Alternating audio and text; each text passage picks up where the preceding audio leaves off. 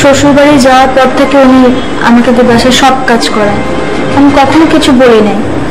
আজকে কাজ নিয়ে উনি আমার সাথে অনেক বাজে ব্যবহার করছে, ইভেন শিলি আপুকে নিয়ে অনেক বাজে বাজে কথা বলছে, যেটা আমি আর সহ্য করতে পারি না। আমি ওনার কথার সাথে কথা বলাতে আমার গায়ে হাত তুলছে। কত লোক সে আমাদের বোনের গায়ে হাত তুলছে, ছোট থেকে ওই এত বড় হয়েছে, আমরা কখনো ওর গায়ে হাত তুলি নাই, আর সে ওর গায়ে হাত তুলছে। এখন গবেষণা করে কোনো লাভ নেই। তোমার তিনজনের যে আমাকে নিয়ে আমার বিরুদ্ধে কথা বলতে বুঝতে পারছি। আগে তোমাদেরকে শুনতে হবে কেন ওর গায়ে হাত। আপনি ওর গায়ে হাত তুলবেন কেন? কেন তুলবো না? ও আমাকে নিয়েছে, আমার সামনে নিয়ে কথা বলেছে। তুলবো না? হাতানি ছোট একটা মেয়ে, ও আমাকে নিয়ে কথা বলে, গায়ে হাত তুলবো না?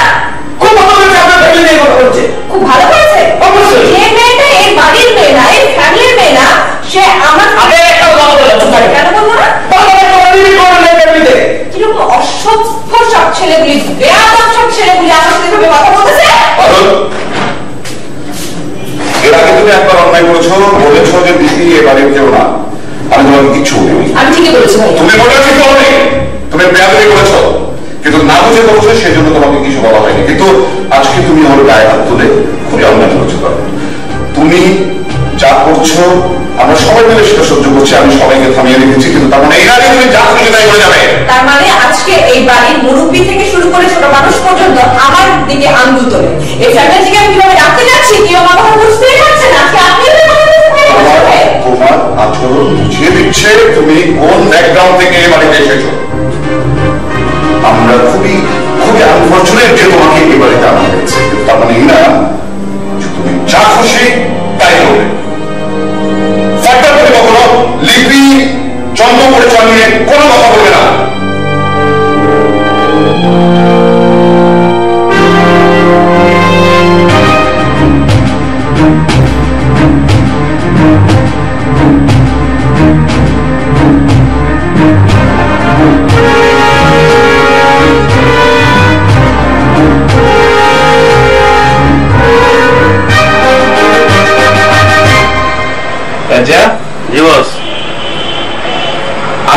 কি অবস্থা? আনোয়ার স্যানিটারিতে গেছিলাম বস আজকে। আনোয়ার স্যানিটারির মালিক কইতাছে হ্যাঁ নাকি ব্যবসা বাণিজ্য ভালো না, কইতাছে সামনের মাসে এক লগে দুইটা বিল দিয়ে দিব। একটার পর একটা বিল্ডিং খারাপ করে যাচ্ছে, ব্যবসা বাণিজ্য ভালো না। কাম কর, বড় একটা তালা কিনবি আর সারাটা লাগিয়ে দিবি, ঠিক আছে? জি বস। চাবিটা কার কাছে থাকবো? চাবি যাবো তো আপনার কাছে থাকবো। কাঁচা বাজারের কালেকশনের কি অবস্থা? ভাই এটা তো আপনাদের কইতে ভুলে গেছিলাম, তার তো বাসায় দিয়েছি বেন্যা 5300। কয়দিনের টাকা? আসবো একদিনে ভাই। 5000 চাইতে, নিচে নামলে তোর পকেট থেকে দিবি, আর উপর উঠলে তোর পকেটে দিবি। বিগ বিলি রেস্টুরেন্টের টাকা পয়সা কি অবস্থা দিছে? ভাই বিগ বিলি রেস্টুরেন্টে তো গেছিলাম আজকেও, আজকে আমার বিরিয়ানি খাওয়ায় ভাড়াই দিছে। মালিক কইছে যে সামনে দেখবো আর কি।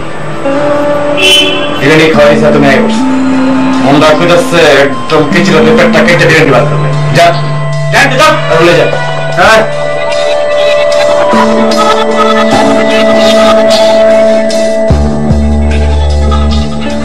শোয়েব ভাই, এই যে পিচ্ছি ছেলেটা মানে কি পারভেজ নাকি নাম, তার উপরে যে দায়িত্ব দিলেন, সে কি পারবে যে এত বড় একটা ইলেকশন সামাল দিতে? তাই আগের টাকা ঢালেন, চুপ থাকেন, কথা একটু কম বলেন। আরে ভাই টাকা তো গতবারও ঢাললাম, কি হলো? আমার রেজাল্ট কি? 0। ওই 0-র আগে 5টা 0 বসান, তার আগে একটা 5 বসান। কে ছোট কে বড় এটা আপনার দেখার বিষয় না, এটা আমার হেডেক। এই পুরো নির্বাচনে আপনাকে যে আমি প্রোডাকশন দিব, আমি এবং আমার পোলাবেন যে কাজ করবে, মিছিল মিটিং চা পানি পোস্টার ফেস্টুন ব্যানার যা আছে সব আমি দেখব। পাস করার দায়িত্ব আমার। আপনি 50 লাখ টাকা দিবেন। টাকার অঙ্কটা বেশি হয়ে গেল না ভাই? তাহলে আপনি অন্য ডিলে আসতে পারেন। এক কাজ করেন, পুরো টাকা আপনার হাত দিয়ে খরচ করেন। কতগুলো পোস্টার লাগবে, কতগুলো লিফলেট লাগবে, কতগুলো ফেস্টুন লাগবে, কারে কোনখানে কত টাকা দিবেন আপনার হাতে খরচ করবেন। আমি এবং আমার পোলাপান তাদের চা পানি পুরো খরচ আমি দেখবো। আপনি আমাকে 25 লাখ টাকা দেবেন। 25 লাখ? ভাই এত টাকা দেওয়া কি সম্ভব এই কাজের জন্য? তাহলে কাম করেন, আপনার নির্বাচন করতে যত লক্ষ টাকা লাগবে আমি খরচ করব, কিন্তু পরবর্তী 5 বছর যা দাম দেবো সব আমার।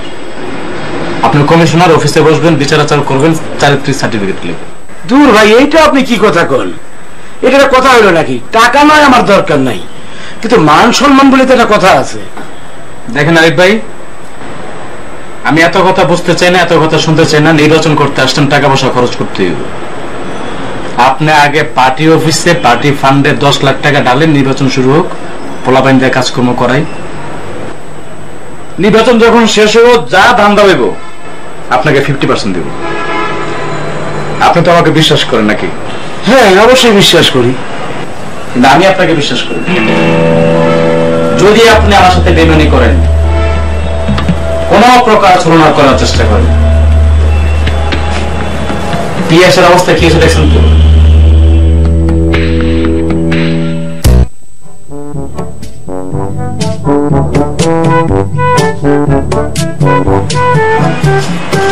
কি বাবা, তুমি এখনো রেডি হওনি? দেরি হয়ে যাচ্ছে তো। ও ভগবান, তুমি দাঁত মাজতে মাজতে কেন কথা বলছো? কার খবরটা কি? মানে কেমন দেখাচ্ছে তোমাকে, খবিসের মতো? আচ্ছা, গোসল করবে না তুমি? দেরি হয়ে যাচ্ছে তো।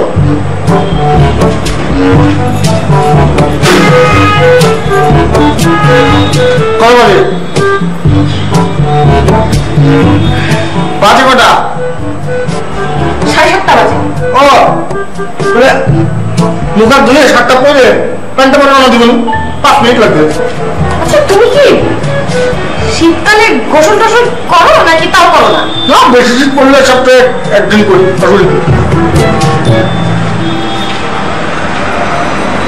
শোনো,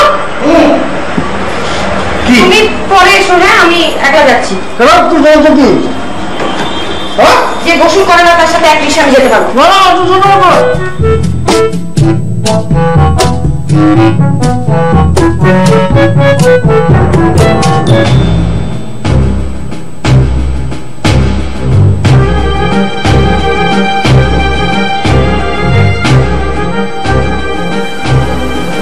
কি ব্যাপার কারণ তুই ব্যাগটা গুছিয়ে কোথায় আছো? আমার মনে হয় বাসায় আমার কেউ দরকার আছে। এই বাসায় কারোর আমাকে দরকার নাই, তাই আমি বাসা থেকে চলে যাচ্ছি। আমি আর থাকবো না এই বাসায়। একটা জিনিস বুঝলাম না, তুমি ফোনে বারবার বলছো চলে যাই চলে যাই চলে যাবা, এখনো বলছো চলে যাবা। আমার কথা যাবেটা কোথায়? কোথায় যাবো মানে? তোমার কি ধারণা আমার কোথাও যাওয়ার জায়গা নেই? আমি এতিম, আমার কেউ নাই? আমার অনেক থাকার জায়গা আছে। ফিরে আসবো না, আমি থাকবো না এই বাসায় আর কোনোদিন। অবশ্যই যাবে। আমি তো আর তোমার এমন হাজবেন্ড না যে তুমি কোথায় যাবে না এই ব্যাপারে আমি তোমাকে কোনোভাবে নিষেধ করছি বা কোনোভাবে ডমিনেট করছি। তোমার ইচ্ছা অনুযায়ী যে কোনো জায়গায় যেতে পারো, কিন্তু অন্তত আমাকে এইটুকু জানানো উচিত যে তুমি কোথায় যাচ্ছ আর কেনই বা যাচ্ছ। তুমি শুনবে আমার কথা? বলো। এই বাসায় আমাকে নিয়ে ষড়যন্ত্র শুরু হয়েছে, দলীয় ষড়যন্ত্র। আমি জানতাম এই বাসায় অন্যান্য মানুষজন আমাকে পছন্দ করে না, কিন্তু আমার বিশ্বাস ছিল ভাইয়া আমাকে পছন্দ করে। ভাইয়া অ্যাটলিস্ট আমার কথা বোঝার চেষ্টা করে, আমার মানসিকতাটা বোঝার চেষ্টা করে। কিন্তু আজকে দেখলাম না, সবাই মিলে ভাইয়ার কান পড়ে দিয়েছে। ভাইয়া এখন আমাকেও বিলিভ করে না। হ্যাঁ, আমি মানলাম যে হ্যাঁ, আমি লিপির গায়ে হাত তুলেছি, ওকে থাপ্পড় মেরেছি, কিন্তু কেন মেরেছি ভাইয়া একটু বোঝার চেষ্টা করছে না। ভাইয়া চিল্লাচিল্লি করলো আমার সাথে সবার সামনে। দেখো, ভাইয়া যদি তোমাকে কিছু বলে থাকে তাহলে সে অবশ্যই তোমাকে লজিক্যালি বলেছে। আমার মনে হয় ভাইয়ার কথাকে তোমার সম্মান করা উচিত। আমরা সবাই ভাইয়াকে সম্মান করি। আমি আশা করবো তুমিও ভাইয়াকে একটু করে রেসপেক্ট করবে। আমি জানতাম যে আমি এই বাসায় কারোর সাপোর্ট পাবো না। সবাই মিলে তোমরা এক হয়ে যাবা, দলীয় জোট বাঁধবা তোমরা একটা। দেখো, না, প্লিজ তুমি আমার সাথে কোনো কথা বলো না, তুমি আমাকে সাপোর্ট দিবা না, আমি বুঝে গেছি আমি থাকবো না বাসায়, আমি চলে যাবো ব্যাস। আর আমার কথা শুনো, যেহেতু বাসায় একটা ঝামেলা হয়ে গেছে, আমার মনে হয় তোমার নিজেরও একটা ব্রিদিং স্পেস দরকার।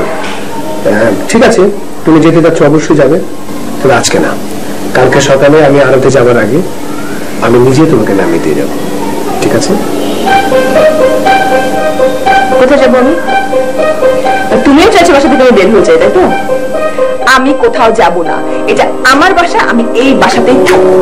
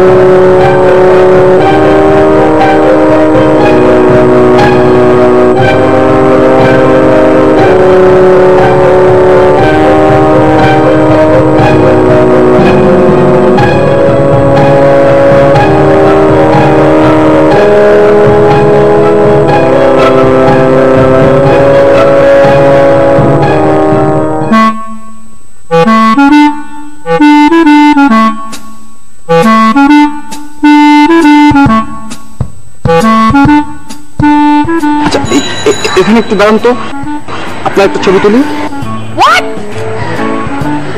না মানে ওই যে ক্যামেরাটা নতুন কিনেছি তো, আপনাকে দিয়ে একটু শুরু করি, উদ্বোধন করি। শুনেন, আপনার রেসপন্সিবিলিটি এবং আপনার কাজ হচ্ছে সাবজেক্টের ছবি তোলা অথবা টপিকের ছবি তোলা। আপনার কি কোনো অ্যাঙ্গেল দিয়ে আপনার সাবজেক্ট বা টপিক মনে হচ্ছে আমাকে? না, আপনার এত সুন্দর একটা চেহারা, মায়াবী মায়াবী একটা চেহারা, আর আমি তো মডেলদের ছবি তুলি। আমি কি মডেল? মডেল থেকে আপনি কম কিসে? আপনার চেহারার মধ্যে না একটা বড় ব্যাপার আছে, মানে ওই যে গৃহিণী গৃহিণী একটা ব্যাপার আছে। আর খুব আপনার চেহারা এত মায়াবী। আমাদের ইয়াসমিন আপা আছে না, উনি যে প্রতিবেদনটা করছে, উনি আমাকে বলেছে একটা মায়াবী চেহারা একটা মেয়ের ছবি দিতে। আমাকে দেখলে কি আপনার মায়া লাগে? হ্যাঁ, আপনার চেহারাটা মায়াবী। আপনার না এখনো আমাকে চেনার অনেকখানি বাকি আছে। আপনি আর 3-4 মাস আমার সাথে কাজ করেন, তারপর থেকে না আপনার আমাকে দেখলে আর মায়া লাগবে না। উল্টা আপনার নিজের জন্য আপনার মায়া লাগবে, আমার কাছ থেকে দূরে দূরে থাকবেন।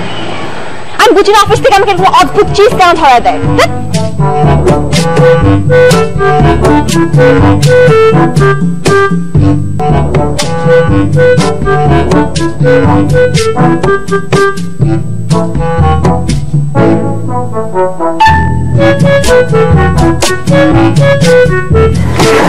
কি আপনার কাছে মন খারাপ? আমরা যে সাবজেক্ট কথা বলছি কেন আপনি বলেন, কি করলে আপনার মন ভালো হবে? আপনি যা বলবেন আমি তাই করবো। আপনি যদি বলেন নাচতে নাচবো, যদি বলেন গান গেতে গান গাবো, আপনি যা বলবেন দৌড় দিয়ে তাড়াতাড়ি নিয়ে আসবো, একটু দেরি হবে না। তারা কাজ করেন, আপনি আমার জন্য বিষ নিয়ে আসেন। হ্যাঁ, ফাইজলামি করবেন না। আমি ফাইজলামি করতেছি না। আপনি আমার যে অবস্থা করছেন, বিষ খাওয়া ছাড়া আমার কোনো আর উপায় নাই। Have no other option. আপনি যেটা করতে পারবেন, আমি বিষ খাওয়ার পর আমার লাশের সাথে আপনি প্রেম করতে পারবেন। কি বলেন? আমি আপনাকে এত ভালোবাসি। আমি জানি আপনার মনে যেদিন বিন্দু মাত্র আমার জন্য মায়া জন্মাবে, ভালোবাসা জন্মাবে, সেদিন ঠিকই আপনি আমাকে ভালোবাসবেন। সেদিন ঠিকই আপনি আমাকে সত্যিকারে আমার সত্যিকারে ভালোবাসার জন্য আপনি অপেক্ষা করবেন।